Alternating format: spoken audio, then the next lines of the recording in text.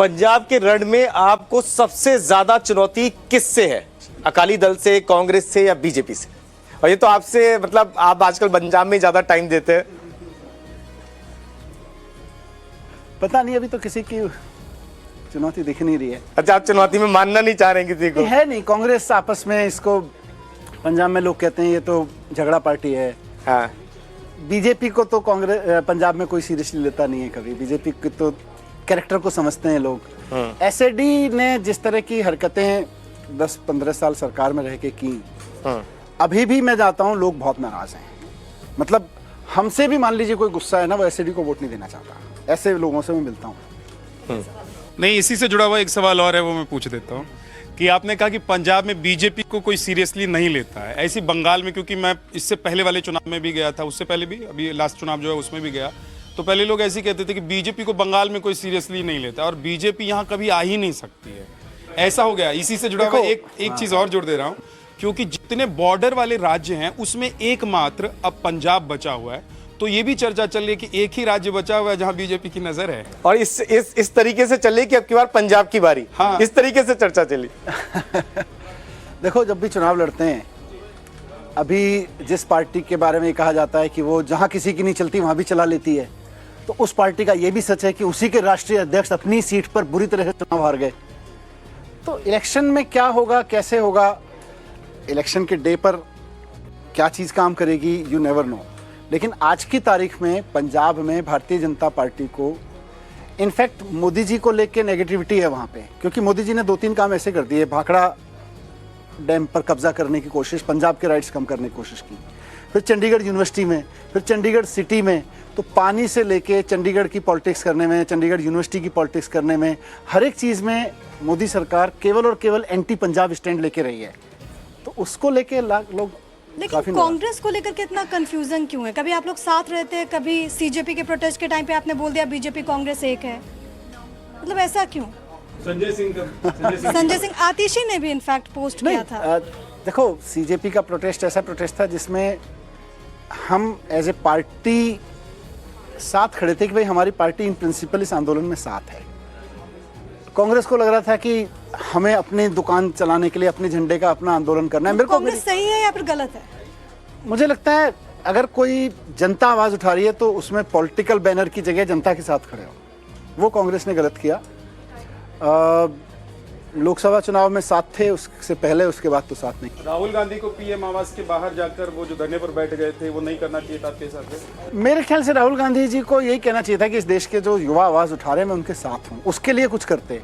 उन्होंने कहा मैं करूंगा, मैं करने से होता नहीं। मतलब पीएम आवास पे ना जाके जंतर मंतर जाना चाहिए था राहुल गांधी। जंतर मंतर चले जाते हैं किसी। लेकिन तब ये कहते हैं आप लोग कि भाई वो माइलेज लेना चाह रहे, क्योंकि विपक्षी पार्टियों में एक होड़ सी लग गई थी उस वक्त। ऐसा लग रहा था कि हम होड़ नहीं, हमने कभी आम आदमी पार्टी को फ्रंट पे नहीं रखा। मेरे को, मैं बताया आपको, पंजाब में मेरी टीम्स ने आके मुझे कहा जी हम प्रदर्शन करते हैं सीजेपी के सपोर्ट में। मैंने कहा आप क्यों करोगे, सीजेपी वाले कर रहे हैं, उनके साथ जाके खड़े हो जाओ। अगर आप देश के युवा हो, हमेशा आम आदमी पार्टी के युवा ही बनकर क्यों रहते हो?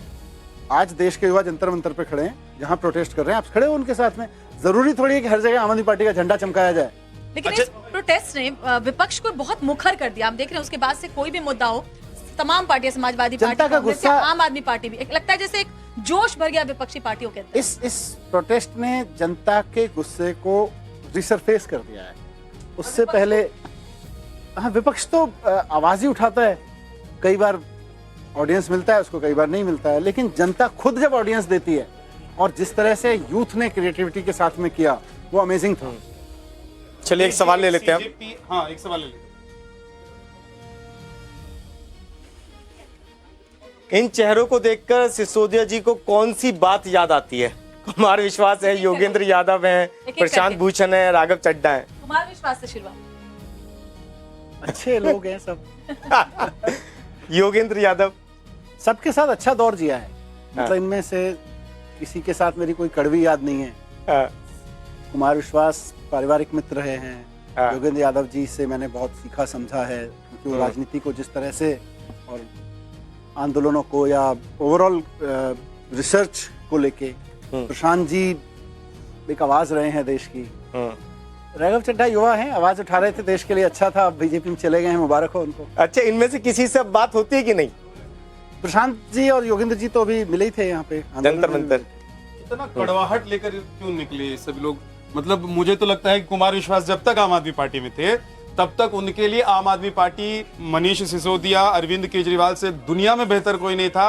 और आज ऐसा लगता है कि मतलब जितने भी बुरे उनकी लाइंस होती हैं वो सब इधर ही आती हैं। बड़ा इंटरेस्टिंग है इसमें, एक राज्यसभा ना मिलने के चक्कर में गए, एक राज्यसभा मिलने पे गए। अच्छा, ये जो चेहरे हैं शुरुआत से आपके साथ रहे सर, मतलब पार्टी के साथ रहे, एक एक करके बिछड़ गए।